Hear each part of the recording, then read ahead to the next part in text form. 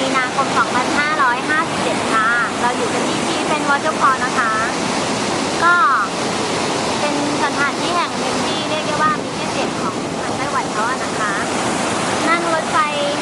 ออกมาตั้ง1 ชั่วโมง 40 นาทีนะคะ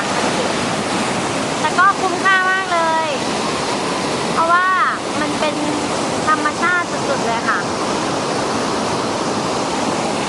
อากาศวันนี้ก็กำลังสบายๆค่ะ17 องศา เดี๋ยวจะกลับเข้าเมืองกันนะคะ เดี๋ยววันนี้ไปทานติ่มซำค่ะ